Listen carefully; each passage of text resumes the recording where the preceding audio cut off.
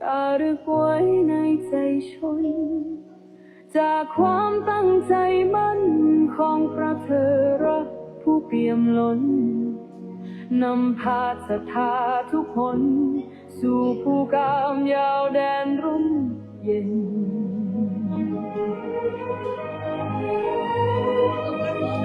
จากมนต์กำพร้าในอดีตท่านนิมิตสร้างบุญญาพลิกฟื้นพื้นป่าพนาเป็นอารามตระการตาให้พบเห็นนามพระครูอภิรักษ์ชินวงศ์หรือพระครูไทยผู้ร่มเย็นพาพุทธศาสนิกชนบำเพ็ญเจริญสติและภาวนา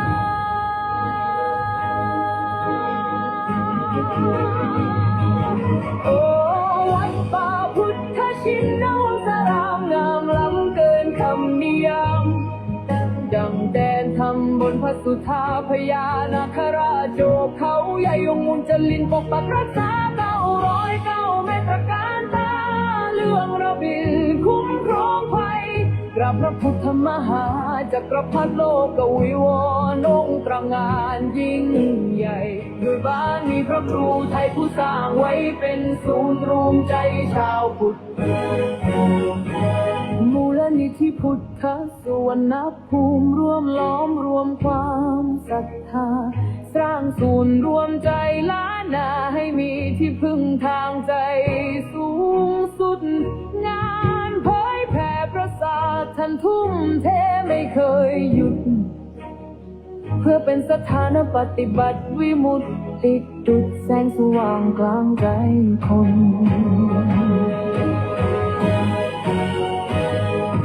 สัตนาคาราชปักรักษาแดนธรรมเสียงสวดมนต์เช้าคำดังก้องกังวานทุกคนกุศลที่ท่านสรรสร้างอย่างรากลึกในใจชนเป็นบุญตาบุญกุศลที่ได้มายนเยือนพะเยาโอ้วัดป่าพุทธชินวงศารามงามล้ำเกินคำนิยามดังแดนธรรมบนพระสุธาพญานาคราชโชคเขาใหญ่องค์มุจลินปกปักรักษา909 เมตรการตาเรื่องระบิลคุ้มครองภัยกราบพระพุทธมหาจักรพรรดิโลกวิวรณ์องค์ตระหง่านยิ่งใหญ่ด้วยบารมีพระครูไทยผู้สร้างไว้เป็นศูนย์รวมใจชาวพุทธกราบแทบเท้าด้วยศรัทธาพระครูอภิรักษ์ชินวงศ์เจตนารมณ์ท่านมั่นคงสืบสานธรรมตลอดไปวัดป่าพุทธชินวงศารามศูนย์รวมศรัทธาแห่งชาวไทย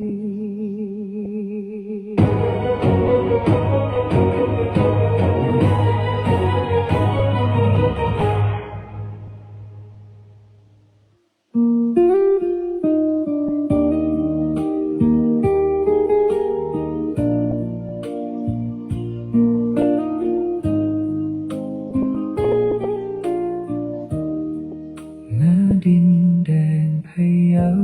เมืองขุนเขาและสายน้ำมีเรื่องราวความดีงามจารึกไว้ในใจชนจากความตั้งใจมั่นของพระเธอรักผู้เปี่ยมล้นนำพาศรัทธาทุกคนสู่ภูกามยาวแดนร่มเย็นจากม่อนกำพร้าในอดีตท่านนิมิตสร้างบุญญาพลิกฟื้นพื้นป่าพนาเป็นอารามตระการตาให้พบเห็นนามพระครูอภิรักษ์ชินวงศ์หรือพระครูไทยผู้ร่มเย็นพาพุทธศาสนิกชนบำเพ็ญเจริญสติและภาวนาโอ้วัดป่าพุทธชินวงศารามงามล้ำเกิ ำบนพระสุธาพญานาคราชโอบเขาใหญ่องค์มุจลินปกปักรักษาขอความนอบน้อมในพระรัตนตรัยอันมีคุณพระพุทธคุณพระธรรมคุณพระสงฆ์ขอถวายความอาลัยในหลวงพ่อเจ้าพระคุณสมเด็จพระพุทธชินวงศ์องค์อดีตเจ้าวาดวัดพิชัยญาณขอความสุขความสวัสดีจงบังเกิดมีแก่ญาติโยมลูกหลานมนต์มหาจักรพรรดิทุกคนที่ได้มาสวดมนต์ในค่ำคืนนี้เป็นค่ำคืนที่2067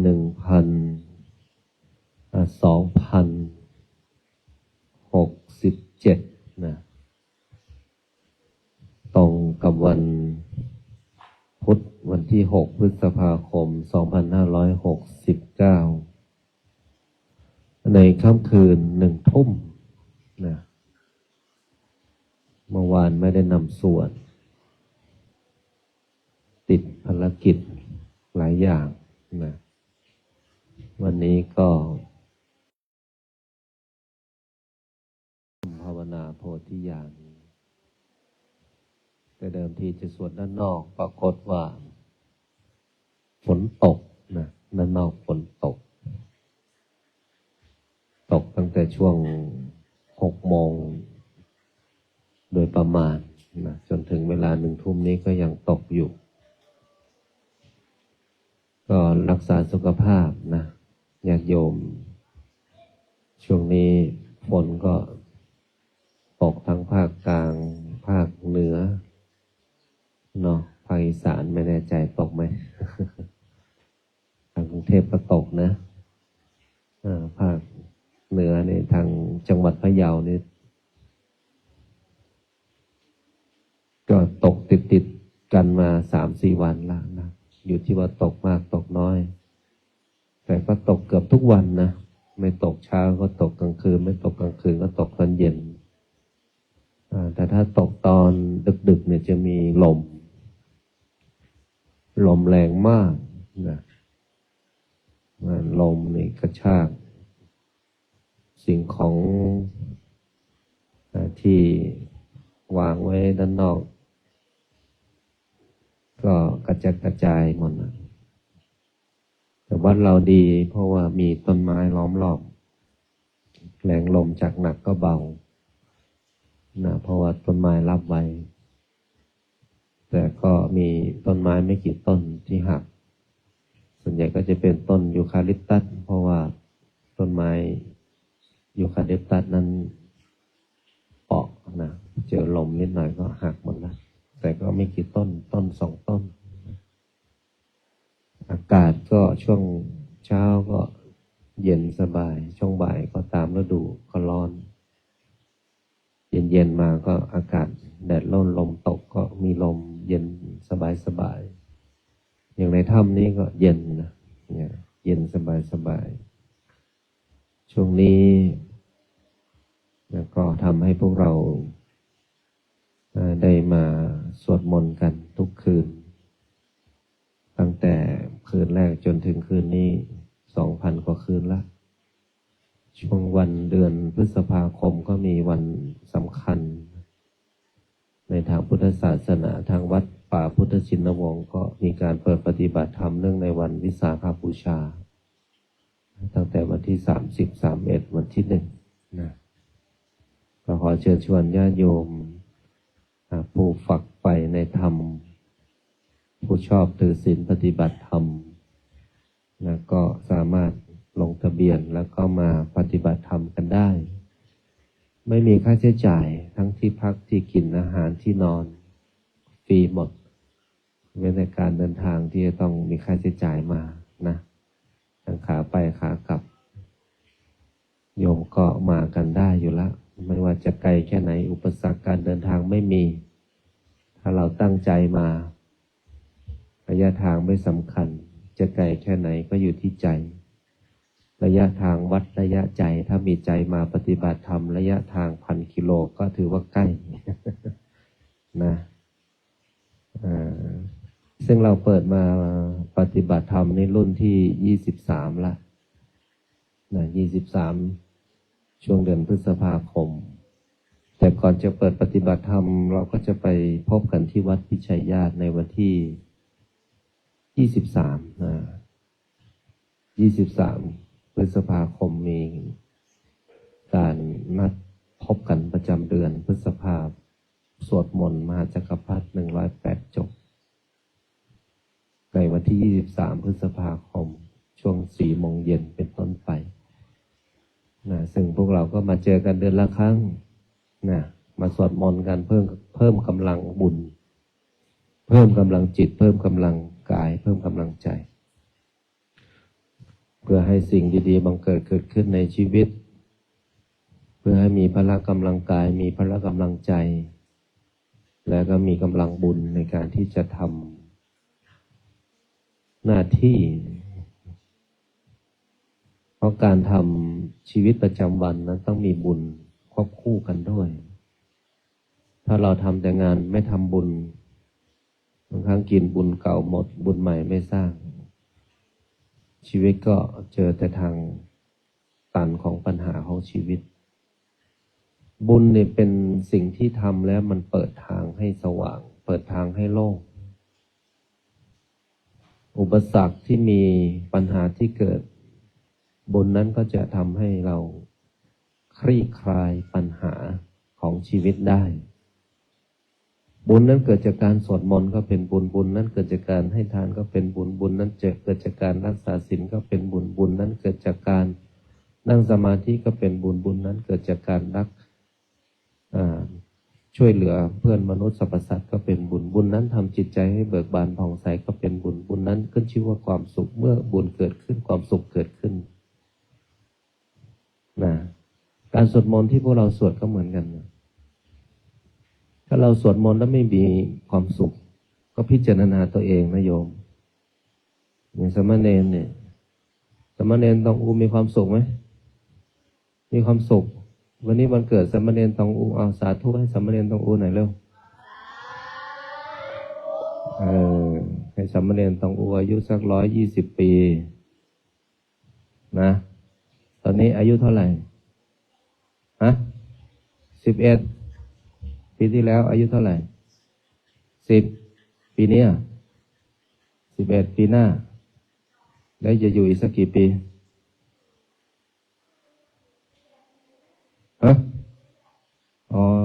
อยู่เรื่อยๆ ก็ถือว่าถูกนะอยู่ไปเรื่อยๆแต่ต้องมีบุญนะลูกนะอย่างเรามีสวดมนต์เห็นไหมนะเราอายุ7 ปี 8 ปี 9 ปี 10 ปีปีนี้ตองอูอายุ11 ปีแล้วเนี่ยแต่มาเน้นบุญทิ้งบุญทิ้งอายุเท่าไหร่ชีวิตตัวเองยังไม่รู้เลยแล้วใครจะไปรู้เนี่ย18 19จะ20แล้วครับว่างั้นสรุปแล้วอายุเท่าไหร่อายุ18นั้นเนี่ยเวลาเนี่ยมันมีแต่เดินหน้านะลูกอย่างเราเนี่ยมาบวชเนี่ยถือว่าโชคดีแล้วโชคดียังไงรู้ไหมไม่เป็นภาระของพ่อแม่ไม่เป็นภาระของทางบ้านไม่เป็นภาระของคนอื่นเข้าใจไหมแต่เราอยู่วัดเราก็ไม่ใช่ทำตัวเป็นภาระใช่ไหมลูกวันนี้เราตักบาตร7 โมงเราทำวัดเช้า8 โมงตั้งแต่8 โมงเช้าถึง1 ทุ่มเนี่ยพวกเราไปทำอะไรนั่นแหละเห็นไหมไปช่วยกันเห็นไหมลูกไปช่วยกันทำงานไปย้ายของไปเก็บของไปสวดมนต์ทำวัดเย็นไปเก็บขยะรอบวัดเลยใช่ไหมเห็นไหมนี่ไม่ใช่ภาระนี่ไม่ใช่ภาระเราไม่ได้สร้างภาระเรามาเพื่อสร้างบุญให้กับตนเองใช่ไหมลูกแต่ถ้าเราคิดว่าเรามาอยู่วัดสบายอันนี้คิดผิดนะลูกนะใช่ไหมเรามาอยู่วัดสบายเนี่ยคนที่สบายคือใครพ่อแม่พี่น้องญาติของเราใช่ไหม โอ้โหสามเณรขุนเชียงมาอยู่วัดอย่างเงี้ยยายก็ดีใจถ้าอยู่บ้านยายอาจจะไม่อายุยืนนะเพราะอะไรเพราะวิ่งตามเนรขุนเชียงไม่ทันนะเผลอวิ่งล้มยายสะดุดก้อนหินไปเลยแต่เนรขุนเชียงมาวิ่งที่วัดสบายไหมฮะมาปีแรกเนี่ยวิ่งรอบเขาเลยไม่รู้ไงว่าเนรห้ามวิ่งเมื่อได้ศึกษานักธรรมได้ศึกษาวินัยใช่ไหมเมื่อได้ศึกษาแล้วก็อ๋อเนรเขาห้ามวิ่งดังนั้นพวกเรามาอยู่วัดเนี่ยไม่ใช่ภาระไม่เป็นภาระให้ใครใช่ไหมลูกเรามาอยู่วัดเรายังไม่มีกุฏิเลยใช่ไหมอยู่ในกระโจมหลวงพ่อบอกว่าถ้าไม่ผ่านความทุกข์ก็อย่าหวังว่าจะมีความสุขเข้าใจไหมยิ่งเจอทุกข์นั่นแหละบารมีเกิดเข้าใจไหมสามเณรบุญนำสามเณรบุญหลายสามเณรขุนจุกเข้าใจไหมยิ่งเจอทุกข์ยิ่งเจออะไรฮะขุนจุกนะอันนั้นเมื่อคืนเรานอนไม่ได้เลยใช่ไหมลูกฝนตกใช่ไหมฝนตกโอ้โหสามเณรแต่ละรูปนั่งยองๆเช็ดเก็บของแล้วก็กอดของตัวเองไม่ให้ฝนเปียกเนี่ยนั่นแหละความทุกข์ใช่ไหมความทุกข์แต่ทำให้เรารู้สึกว่าเมื่อเราผ่านมันไปได้เราจะแกร่งแต่ถ้าเรามาบวชก็เข้าใจว่าวัดม่อนพญานาคเขาให้กุฏิดีอย่างเงี้ยฮะมาบวชแล้วไม่เห็นมีกุฏิเลยให้ผมไปนอนอยู่กลางทุ่งนานู่นเนี่ยฝนตกเปียกหมดเลยอย่างเงี้ยใช่ไหมล่ะเนี่ยหลวงพี่โคตรทันเมื่อคืนจำวัดมีแมลงเข้าหูเลยใช่ไหมเนี่ยหลวงพี่บอกว่าตอนจำวัดมีแมลงเข้าหูก็เอาออกได้ครับแต่ว่าต้องเช็คหน่อยว่าเขายังคงค้างอยู่ไหมก็ไปโรงพยาบาลเมื่อคืนใช่ไหมนั้นพวกเราเนี่ยเจอความทุกข์ของเวทนาเข้าใจไหมสามเณรอย่างหลวงพี่เจอเนี่ยหลวงพี่ผ่านไม่ได้หลวงพี่ก็ผ่านแล้วใช่ไหมก็เพราะว่าแมลงที่เกิดจากฝนตกแมลงเม่าบ้างแมลงอะไรต่างๆบ้างเขาก็ออกจากดินมีแสงไฟที่ไหนเขาก็ไปที่นั่นเพราะพวกเราอยู่บนเขาใช่ไหมนั้นเนรต้องมีความสุขนะเพราะอะไรต่อไปเนรโตใช่ไหมลูกเนรโตขึ้นมาแล้วเนรยังอยู่ใครจะไปรู้ว่าเนรอาจจะเป็นเจ้าวาดที่นี่ก็ได้แบ่งคิวกันหรือยังคิวใครคิวก่อนคิวหลังแล้วเราจะมามองอดีตว่าโอ้โหตอนนั้นเราผ่านมาได้ยังไง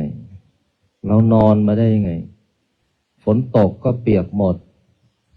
ยิ่งหน้าร้อนนอนในกระโจมไปไงไม่มีลมเข้าตู้อบดีๆผ่านมาได้ยังไงฝนตกก็นอนไม่ได้เพราะกระโจมมันกันฝนไม่กันฝนเข้ากันฝนออกไม่ได้เข้าก็สาดเต็มหมดใช่ไหมถ้าไม่ย้ายจุดก็เปียกหมดถึงย้ายจุดก็เปียกเพราะอะไรเพราะว่าฝนมันเข้ามาทั้ง4 ทิศที่เนนนอนเนนจะนอนมุมไหนเปียกหมดใช่ไหมลูกถ้าเรานึกถึงวันนั้นถ้าเนนยังอยู่ถึงนะอย่างหลวงพ่อมาถึงวันนี้หลวงพ่อก็กลับไปอดีตเหมือนวันนั้นผ่านมาได้ยังไงหลวงพ่อก็นอนเหมือนเนนนอนกระโจมฝนตกก็เปียกแดดออกก็ร้อนหน้าหนาวก็สั่นใช่ไหมนั้นสามเณรที่ผ่านทุกข์มาเนี่ยจะเป็นความทรงจำนะลูกถ้าเราแพ้มันล่ะไม่เอาแล้วไปย้ายวัดดีกว่าวัดที่เขามีกุฏิเป็นไงหาความสุขนั่นเขาเรียกว่าบวชหาความสบายเข้าใจไหม เนนผ่านไปได้1 ปี 2 ปี 3 ปีบุญเกิดแล้วโอ้โหนี่สวดมนต์ไม่เคยขาดเลยเอาละเริ่มมีกระต๊อบละกระท่อมไม้ไผ่เห็นไหมหลวงพ่อก็เหมือนกันตอนนี้หลวงพี่เอ๋ยึดไปแล้วหลังที่หลวงพ่อนอนจำวัดนะหลวงพี่เอ๋ก็ไปอยู่ตอนนี้หลวงพี่เอ๋ก็จะอยู่ไม่ได้แล้วเพราะว่า3 ปี 4 ปีแล้วฝนรั่วหมดแล้วเพราะเป็นกระท่อมไม้ไผ่เห็นไหมถ้าเราผ่านความทุกข์ได้นะลูกเราจะเป็นผู้ที่แกร่งเราจะกินง่ายนอนง่ายชีวิตง่ายเรียบง่ายแต่ไม่มักง่ายจำไว้นะลูกนะถ้าเรามักง่ายอยู่ที่ไหนก็ไม่ได้ฉันเสร็จทิ้งอันนี้เรียกมักง่าย เข้าใจไหมนอนเสร็จไม่เก็บที่นอนนี่มักง่ายเข้าห้องน้ำเสร็จไม่ล้างทิ้งไว้ให้คนอื่นมาล้างมักง่ายฉันเสร็จในบาตรไม่ล้างอีกให้โยมไปล้างให้ใช่หน้าที่ของโยมไหมเพราะเป็นของเรามักง่ายเข้าใจไหมลูก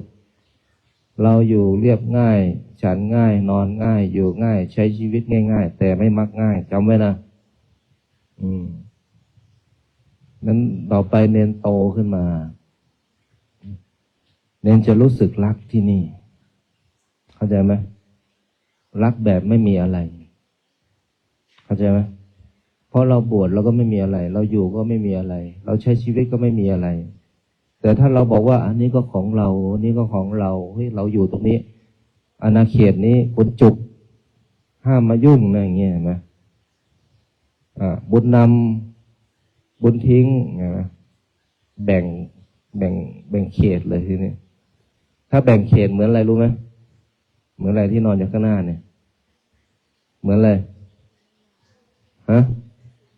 เหมือนไหมเพราะสุนัขเนี่ยเขาจะไม่ข้ามเขตกันเข้าใจไหมลูกลองไม่เชื่อเราเอา3 ตัวนี้ไปที่ม่อนโพธิสัตว์ดิม่อนโพธิสัตว์ยำเลยเนี่ยแล้วถ้าเอาม่อนโพธิสัตว์มานี่ที่นี่ก็จะยำเหมือนกันใช่ไหมเขาหวงแหนอาณาเขตบริเวณเขาไม่ผิดนะเขาไม่รู้แต่เขารักของเขาเข้าใจไหมเขายังหวงแหนเขายังรักในสิ่งที่เขานอนเนี่ยเข้าใจไหมเนี่ยเขาอาณาเขตวันนี้เขาเฝ้าใครคนอื่นมาหรือว่าสุนัขตัวอื่นมาเนี่ยเข้าเขตปั๊บไม่ได้เลยเพราะอะไรเพราะนี่ข้าเฝ้าอยู่มีประโยชน์ไหมมีไหมมีประโยชน์อย่างเนนก็เหมือนกันนะลูกอย่างโยมกบเหมือนกันใช่ไหมอยู่ในจุดนั้นต้องดูแลจุดนั้นไม่ใช่โอ้หลวงพ่อสร้างแล้วทุกอย่างก็ต้องให้หลวงพ่อไปทำหมดเลยใช่ไหมแต่มันก็ไม่พ้นอยู่ดี ดังนั้นพวกเราต้องช่วยกันนะลูกเข้าใจไหมนั้นยิ่งเราทุกข์มากเรายิ่งหมดทุกข์ไวอย่างหลวงพี่ทันเมื่อคืนเนี่ยไหมแมลงตัวนั้นอาจจะเป็นเจ้ากรรมนายเวรก็ได้หลวงพี่นึกถึง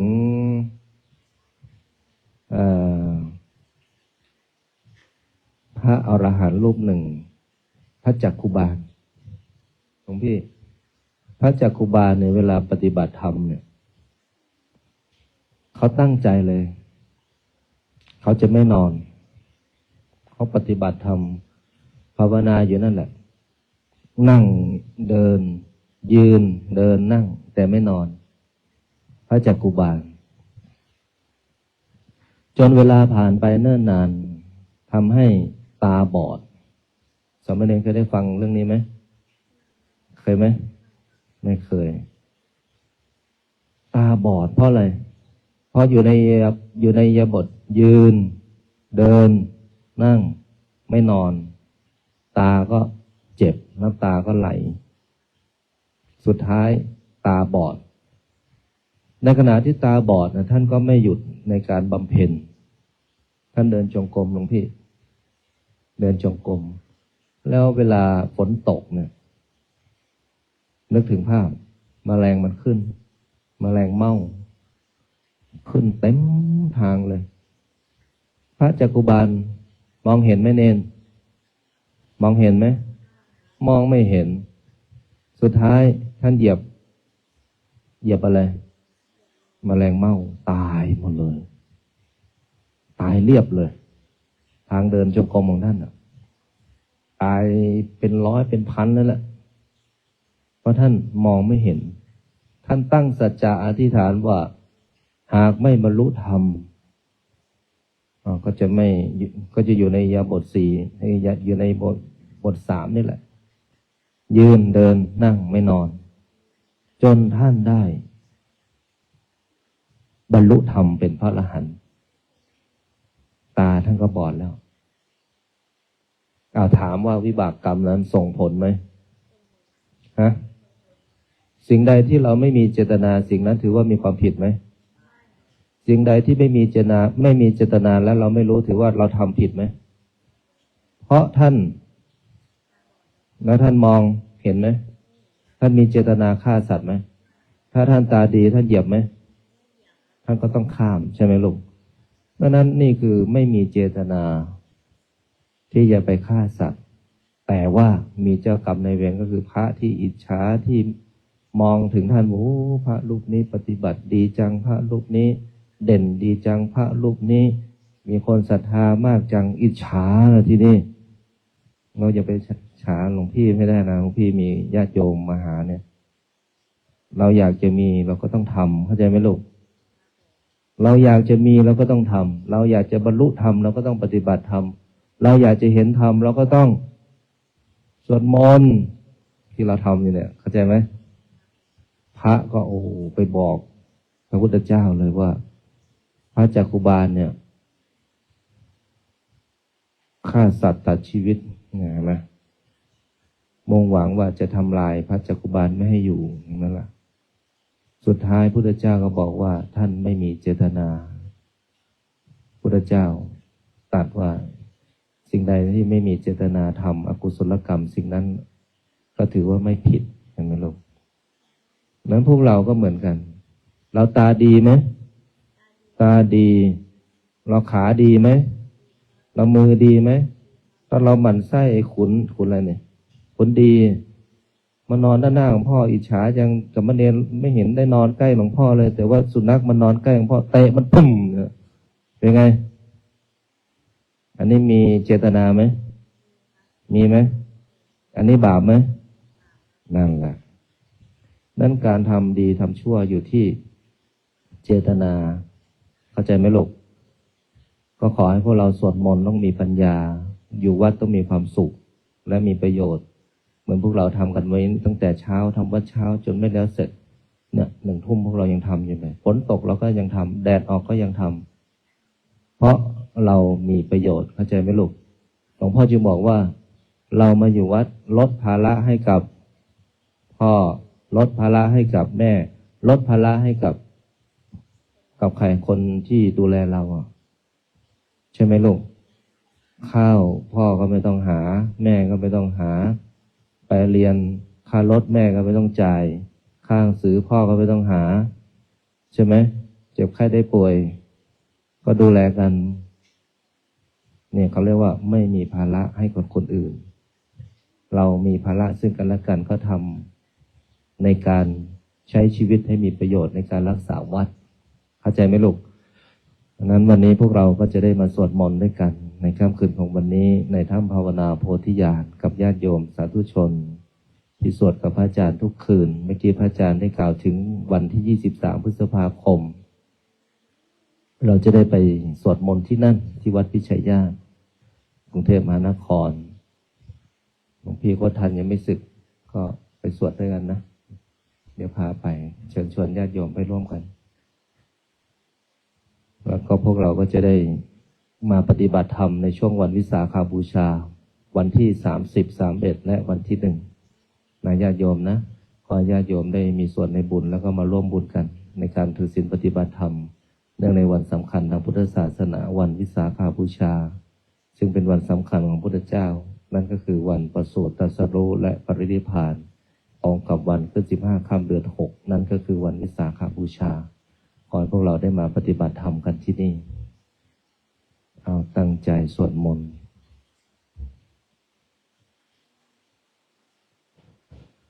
พุทธังชีวิตังเมปุญเชมิธัมมังชีวิตังเมปุ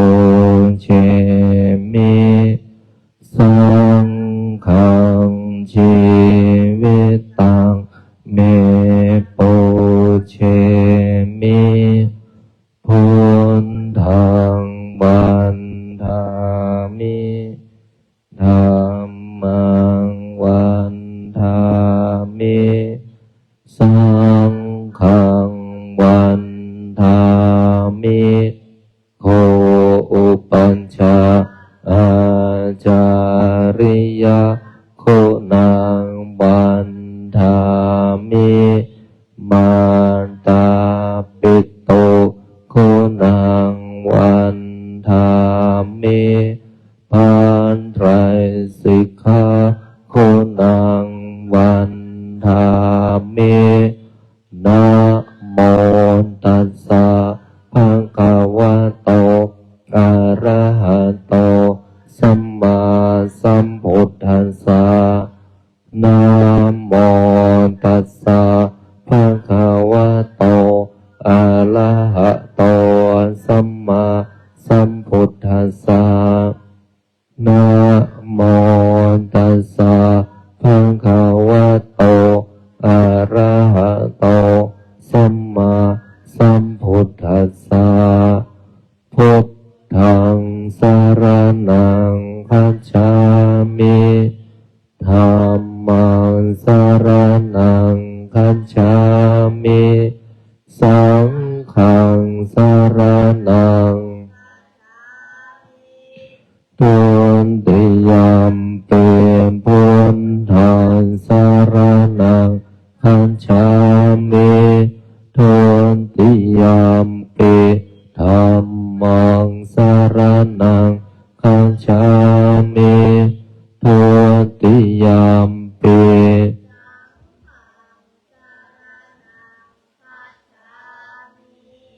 ปันติยมปิพุทธังสรณังคัจฉามิตติยมปิธัมมังสรณังคัจฉามิตติยมปิขันสรณังคัจฉามิปานาติปาตาเวรมะสมาธิยามิอาทินนาทานาเวรมณีสิกขาปะทังสมาธิยามิกาเมสุมิจฉาจาราเวรมณีสิกขาปะทังสมาธิยามิโมนสาวานทาเวรมณีสิกขาปะทังสมาธิยามิสุราเมรยะมัชฌะปมาทฐานาเวรมณีทิยามิอิมานิปัญจสิกขาปัฏฐานิอิมานิปัญจสิกขาปัฏฐานิสมาธิยามิอิมานิปัญจปัฏฐานิสมาธิยามิสีเลนะสุขติงยันติสีเลนะโภคสัมปทาสีเรนะนิพุตติงสีลังวิโสทะเยนะโมตัส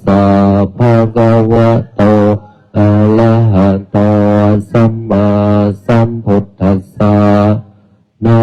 โมตัสสะภะคะวะโตอะระหะโตสัมมาสัมพุทธัสสะนะโมตัสสะสัมมา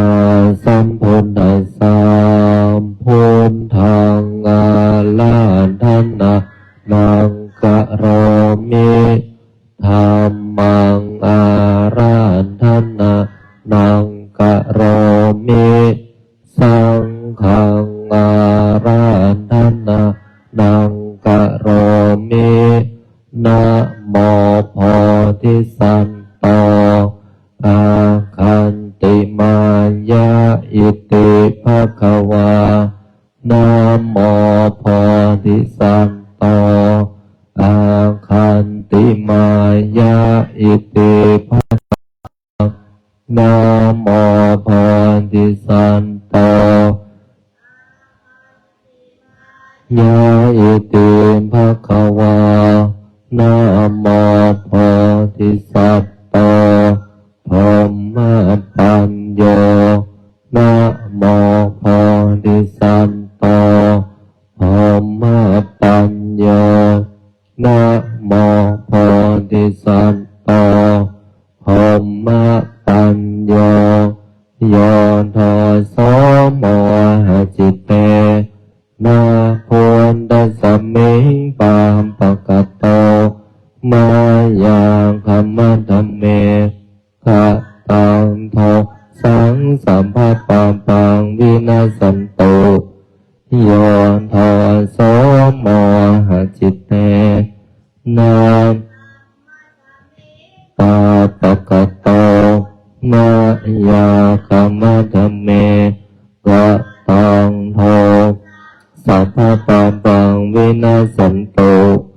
โยโทโสโมหจิตเตนะคัสสมิงปามปะกะโตมายาคัมมะธัมเมกะตังโทสัพพะปังปังวินาสันโตนะโมตัสสะภะคะวะโตอะระหะโตสัมมาสัมพุทธัสสะนะโมตัสสะภะคะวะโตสัมมาสัมพุทธัสสะนะโมตัสสะภะคะวะโตอะระหะโตสัมมาสัมพุทธัสสะนะโมพุทธายะพระพุทธไตรรัตนญาณมณีโนภาลันสิสหัสสะสุธรรมาพุทโธธรรมโมสังโฆยะถาพุทโมนะพุทธบูชาธรรมบูชาสังฆบูชาอาคิทานังวารังคันทังสิวะริจมหาเถลังอาหังวันทามิทุระโตอาหังวันทามิธาตุโยอาหังวันทามิสัพพะโตพุทธาธัมมาสังฆาปุญเชมินะโมพุทธายะพระพุทธไตรรัตนญาณมณีโนภารัตสิสหัสสะสุธรรมาพุทโธธรรมโมสังโฆยะถาพุทโมนะพุทธบูชาธรรมบูชาสังฆบูชาอาคิทานังวารังคันทังสิวาริจมหาเถลังอาหังวันทามิทุระโต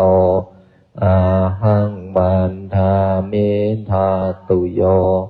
อาหังวันทามิสัพพะโตพุทธาธัมมาสังฆา ปุญเชมินะโมพุทธายะพระพุทธไตรรัตนญาณมานีโนภลัสสีสหัสสุธรรมาพุทโธธัมโมสังโฆยะถาพุทโมนะพุทธบูชาธัมมบูชาสังฆบูชากาคิทานังวรังคันทังสิวาริจมหาเถลังอาหังวันทามิตุระโต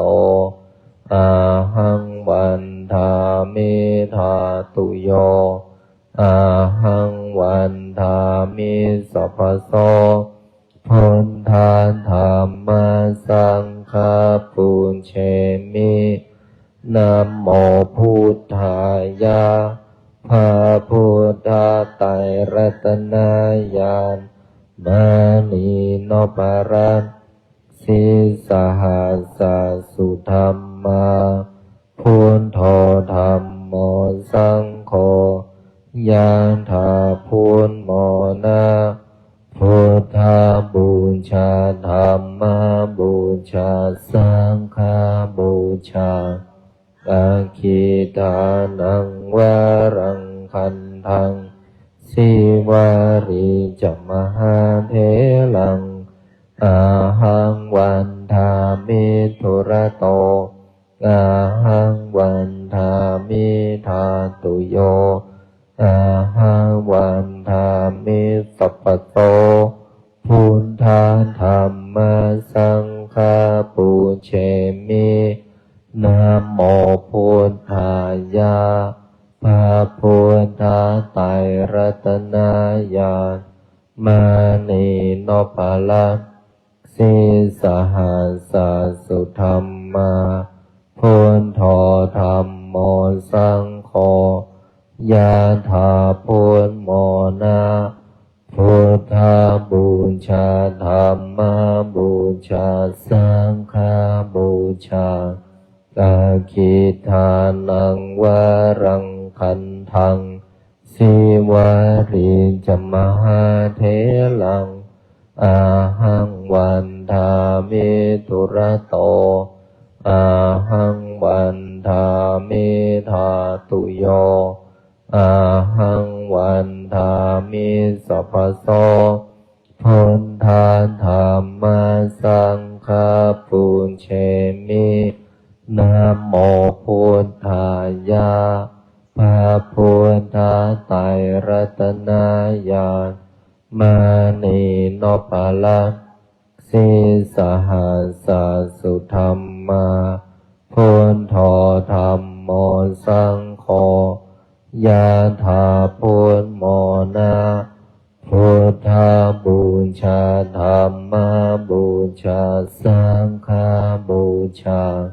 กาคิทานังวรังคันทังสิวาริจมหาเถลังอาหังวันทามิทุระโตอาหังวันทามิธาตุโยอาหังวันทามิสัพพโส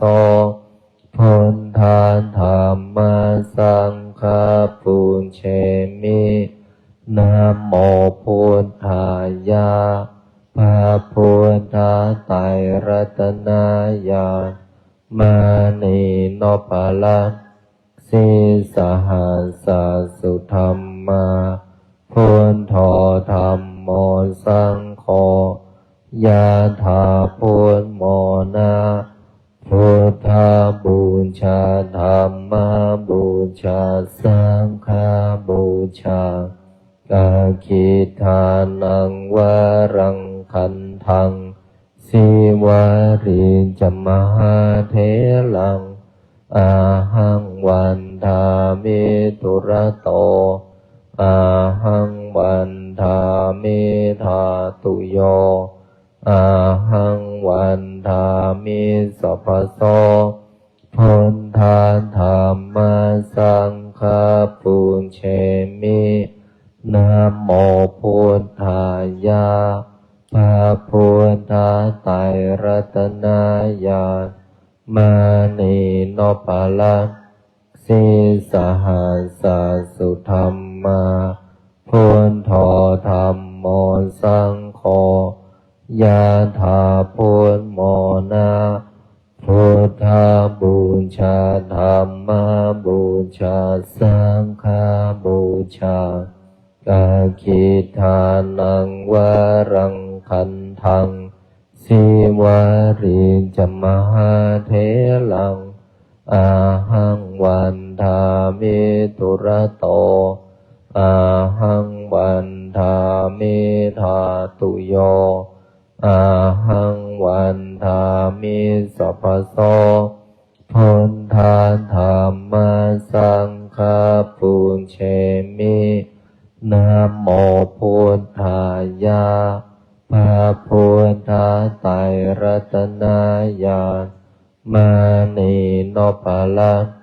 สีสหัสสุธรรมาพุทโธธัมโมสังโฆยะถาพุทโมนาพุทธบูชาธัมมบูชาสังฆบูชากาคิทานังวรังคันทังสีวาริจมหาเถลังอาหังวันทามิตุระโต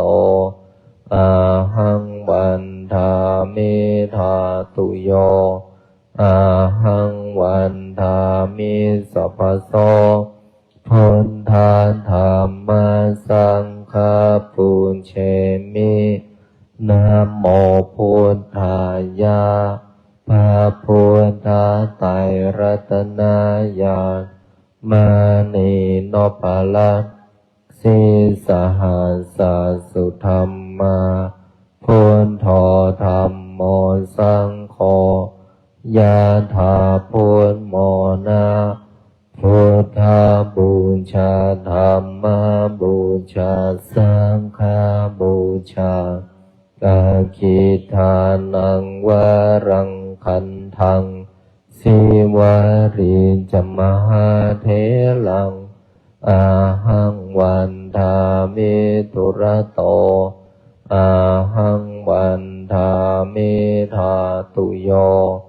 อาหังวันทามิสัพพโสพุทธาธัมมาสังฆาปุญเชมินะโม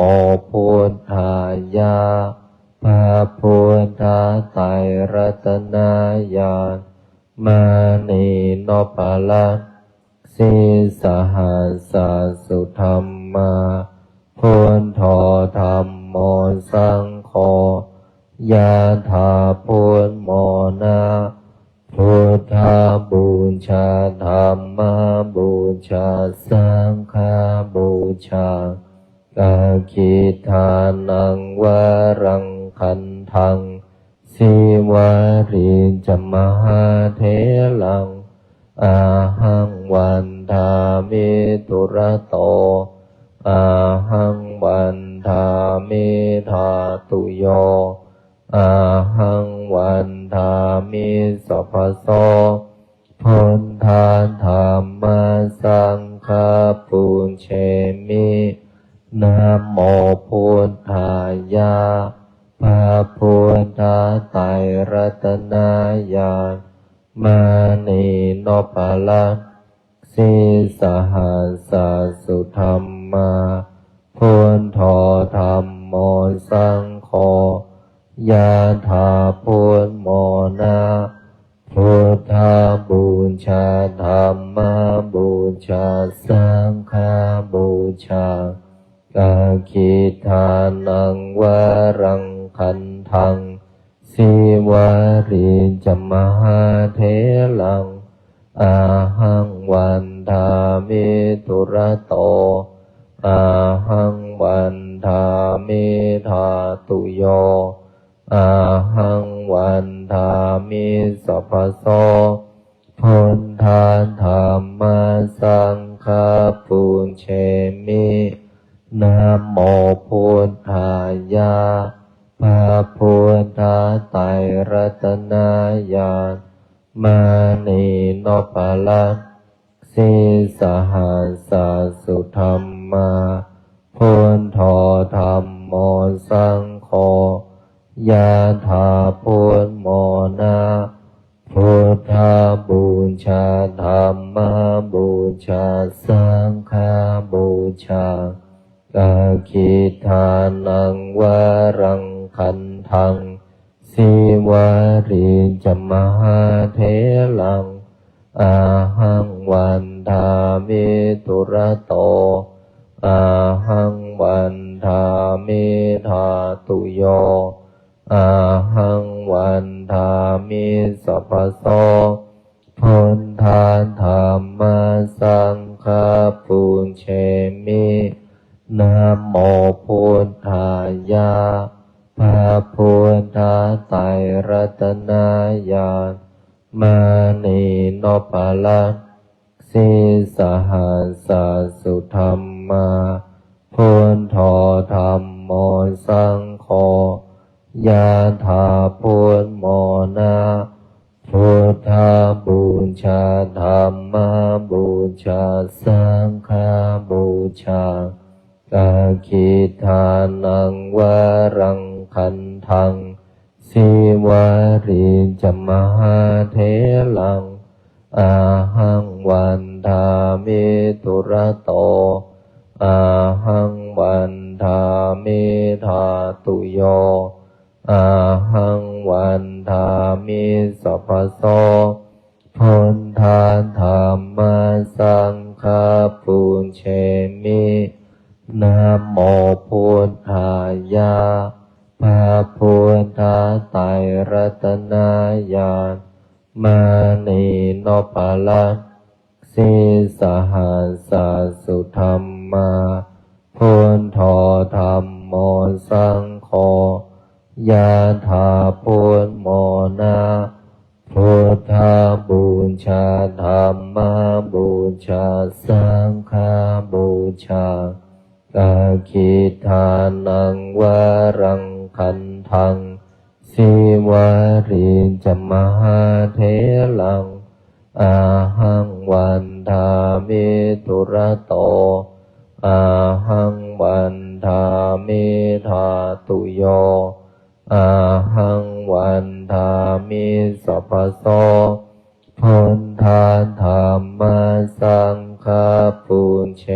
มินะโมพุทธายะพระพุทธไตร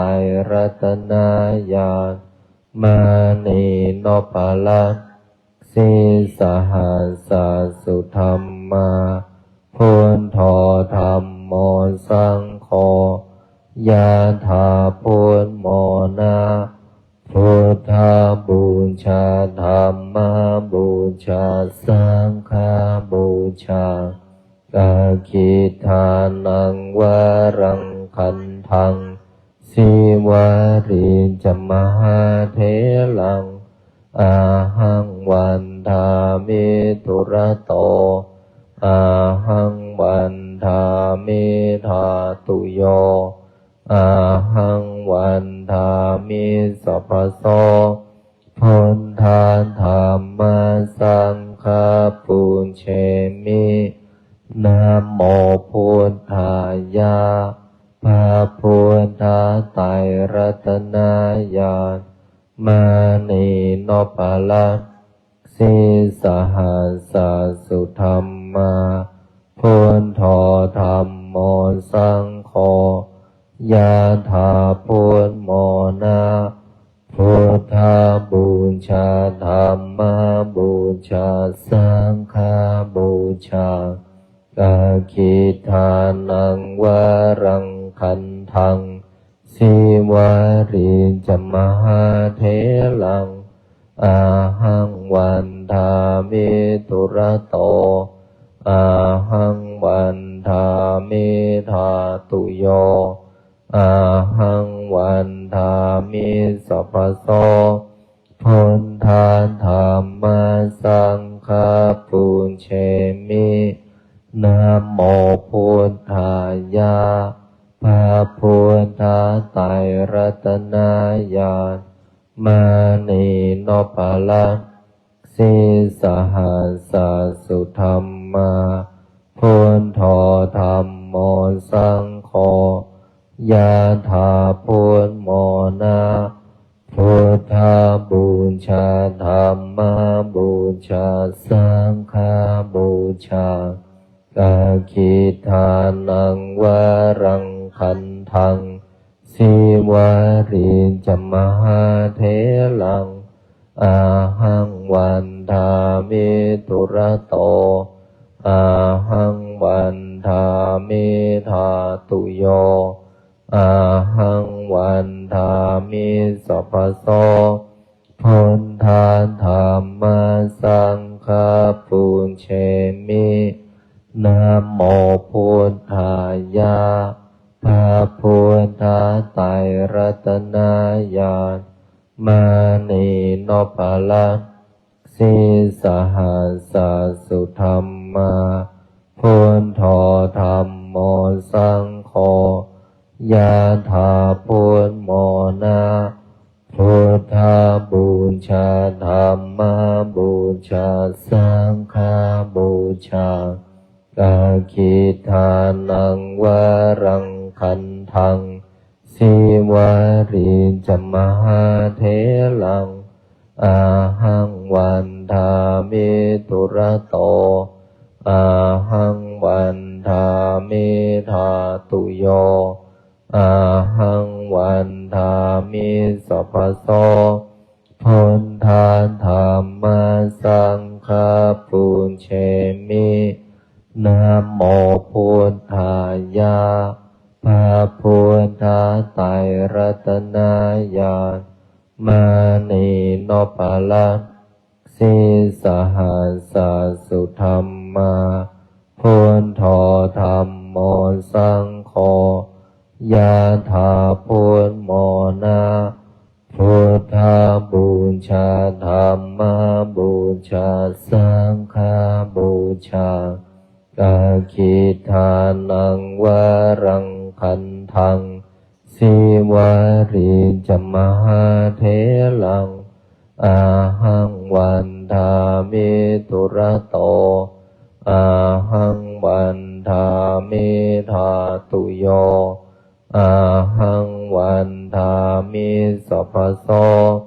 พุทธาธรรมสังฆปุญเชมินะโมพุทธายะพระพุทธไตร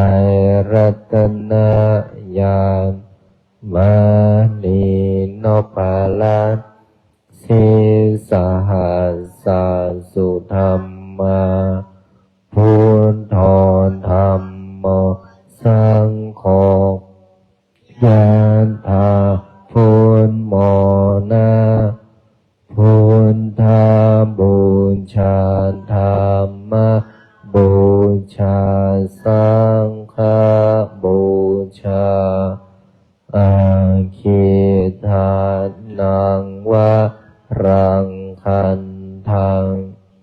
สิวาริจมหาเถลังอาหังวันทามิตุระโตอาหังวันทามิธาตุโยอาหังวันทามิสัพพโตพุทธาธรรมสังฆปุญเชมิพอสมควรแก่เวลากับการสวดมนต์ต่อจากนี้ให้พวกเราท่านทั้งหลายได้เข้าสู่การทำสมาธิมาเปลี่ยนอิริยาบถท่านั่งเท้าขวาทับเท้าซ้ายมือขวาทับมือซ้ายตัวตรงหน้าตรงหลังตรงคอตรงหลับตาลงหายใจเข้าลึกๆหายใจออกย ใจเข้าลึกๆหายใจออกยาวๆมีสติอยู่ที่ลมหายใจหายใจเข้าพุทหายใจออกโทหายใจเข้าพุทหายใจออกโทผ่อนคลายอารมณ์สบายๆไม่เพ่งไม่เก่งไม่ส่งจิตไปในที่หนึ่งที่ใดวางจิตให้สบายปัดความกังวลกวายสร้างกำลังจิตสร้างกำลังใจสร้างพละกำลังแห่งสมาธิให้เกิดขึ้นในจิตเมื่อจิตของเราว่างสงบเบาพลังงานที่เป็นคลื่นของจิตก็จะถูกบันทึกในแต่ละช่วงวันเวลาให้พวกเราท่านทั้งหลายได้กำหนด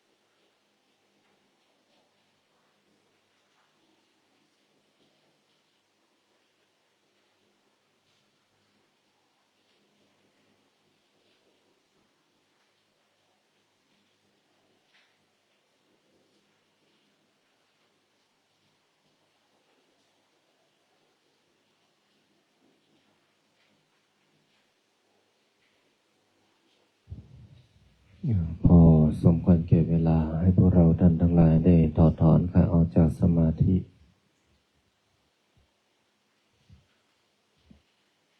ตั้งใจแผ่เมตตากวาดน้ำหมดพลิกชีวิตตั้งนะโมพร้อมกัน3 จบนะโมตัสสะภะคะวะโตอะระหะโตสัมมาสัมพุทธัสสะนะโมตัสสะภะคะวะโตอะระหะโตสัมมาสัมพุทธัสสะนะโมตัสสะ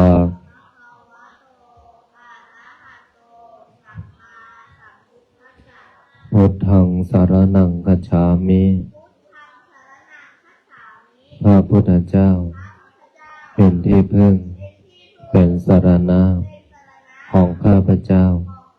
ธัมมังสารนังคัจฉามิพระธรรมเป็นที่พึ่งเป็นสรณะของข้าพเจ้าสังฆังสารนังคัจฉามิพระสงฆ์เป็นที่พึ่งเป็นสรณะของข้าพเจ้าสิทธัตโถอะสัมโมโลเกพระพุทธเจ้ามีพระนามว่าสิทธัตถะพระพุทธเจ้าไม่มีผู้อื่นผู้ใดเสมอเปี่ยมในโลกนะโมโพธิสัตว์โตอาคันติมายะอิติภควาสิริวิชโยนะโมพุทธายะยิมินากตะปุญเยนะด้วยอำนาจบุญกุศลที่เกิดจากการให้ทานรักษาศีลปฏิบัติธรรมสวดมนต์บทมหาจักรพรรดิทำสมาธิแผ่เมตตากวดน้ำบทพลิกชีวิตในค่ำคืนนี้ขอน้อมถวายเป็นพุทธบูชาธรรมบูชาสังฆบูชาและขอน้อมถวายแด่ครูบาอาจารย์อันมีหลวงปู่ทวดสมเด็จพระพุทธาจารย์โตพรหมรังสีครูบาเจ้าศรีวิชัยนักบุญแห่งล้านนาหลวงปู่ดูเจ้าของมนต์มหาจักรพรรดิหลวงพ่อเกษมหลวงพ่อคูณหลวงพ่อเจ้าพระคุณสมเด็จพระพุทธชินวงศ์สมศักดิ์อุปสมะมหาเถระองค์อดีตเจ้าอาวาสวัดพิชัยญาติทุกโครงและหลวงตาม้า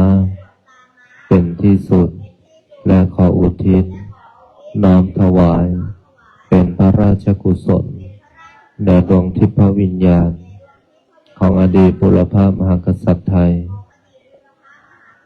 ทุกพระองค์ทุกสมัยและขอน้อมถวายเป็นพระราชกุศลแด่พระบาทสมเด็จพระวชิรเกล้าเจ้าอยู่หัวพระบรมวงศานุวงศ์ทุกพระองค์และขออุทิศน้อมถวายเป็นพระราชกุศลแด่ดวงทิพวิญญาณของสมเด็จพระนางเจ้าสิริกิติ์พระบรมราชินีนาถพระบรมราชชนนีพันปีหลวงและขออุทิศแด่ดวงวิญญาณของสมเด็จเจ้าพระยาบรมมหาพิชัยญาติทัดบุญนาคผู้สร้างวัดพิชัยญาติขอส่วนผลบุญนี้จงสำเร็จแก่บิดามารดาอันมีชื่อว่าขอให้บิดามารดาของข้าพเจ้าจงมีแต่ความสุขขอส่วนผลบุญนี้จงสำเร็จแก่ครูอุปัชฌาย์อาจารย์ญาติพี่น้องทั้งหลาย เจ้ากรรมนายเวรทั้งหลาย เจ้าที่เจ้าทาง เจ้าที่ที่บ้าน เจ้าที่ที่ทำงาน เจ้าที่ที่วัดพิชัยญาติ เจ้าที่ที่วัดป่าพุทธชินวงศาราม เทวดาประจำกายของข้าพเจ้า เทวดา16 ชั้นฟ้า 15 ชั้นดิน 14 ใต้บาดาล เปรตทั้งหลายสรรพสัตว์ทั้งหลาย มากมายไม่มีประมาณ ทั้ง31 ภูมิ พระแม่ธรณีพระแม่คงคาแม่พระเพิง แม่พระพาย แม่พระโพธิ์ศพท้าวจตุโลกบาลทั้งสี่ท้าววิรูปังท้าววิรุณหกท้าวทัตตรสท้าวเวสสุวรรณผู้เป็นใหญ่ในทิศทั้งสี่พระสยามเทวาธิราชเจ้าเหล่าพญาครุฑทั้งหลายเหล่าพญานาคทั้งหลายทั้งสี่ตระกูลนาคาธิบดีทั้ง9 พระองค์สัตนาคราชพญามุจรินวิรูปักโขนาคาธิบดี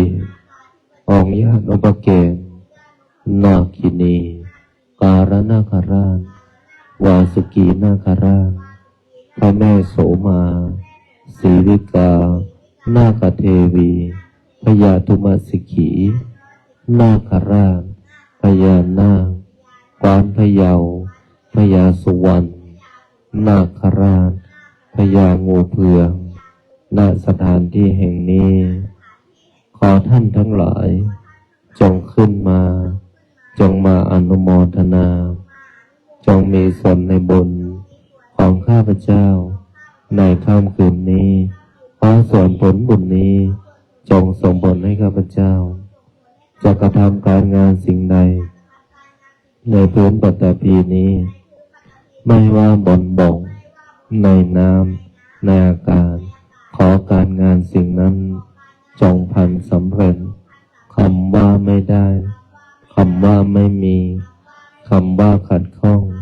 อุปสรรคใดๆปัญหาใดๆต่อการดำเนินชีวิตการงานการเงินบริวารสุขภาพโรคร้ายโรคเวรโรคกรรมที่รักษาไม่หายจงบรายหายสูญจากตัวของข้าพเจ้าขอให้คำอธิษฐานจริง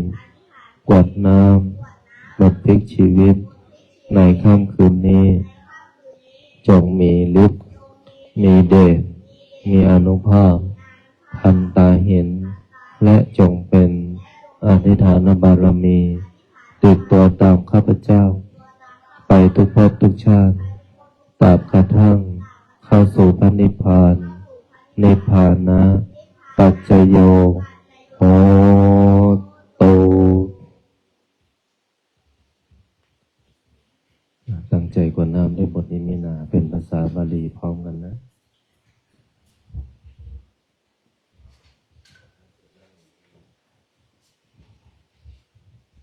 อิมินาบุญญากรรมเมนะอุปัชฌายาคุณุตตะลาอาจาริโยปักการะชะมาตา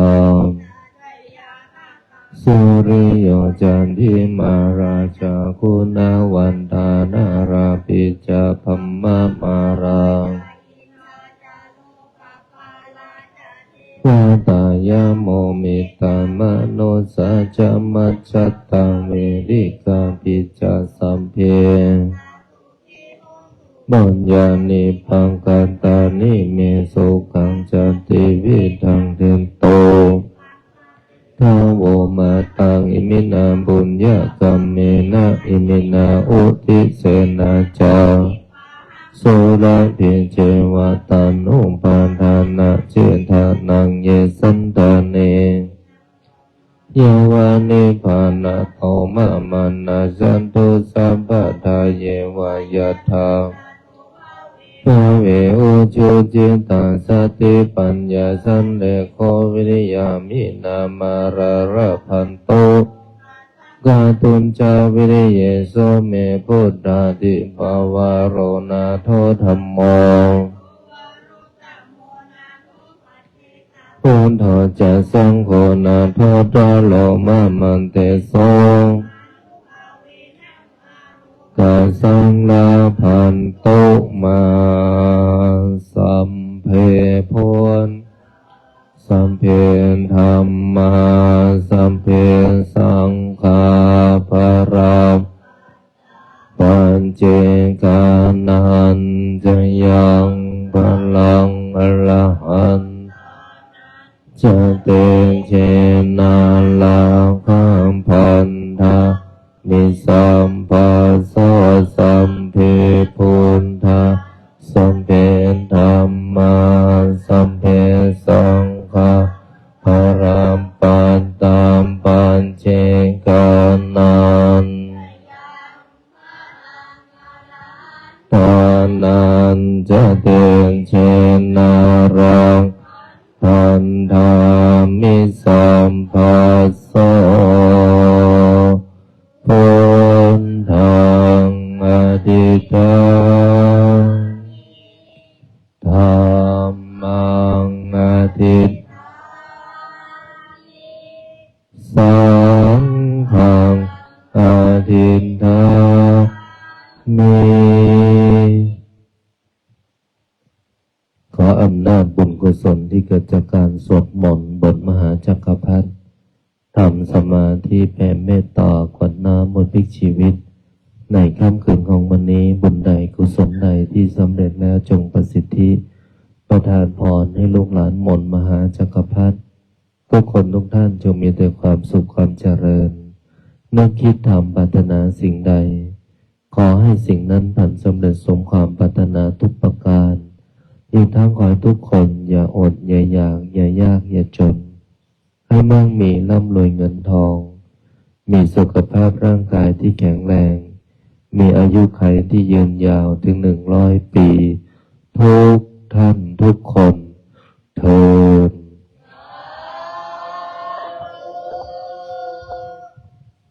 นอนหลับฝันดีบุญรักษาเทวดาคุ้มครองทุกคนพบกันใหม่พรุ่งนี้1 ทุ่ม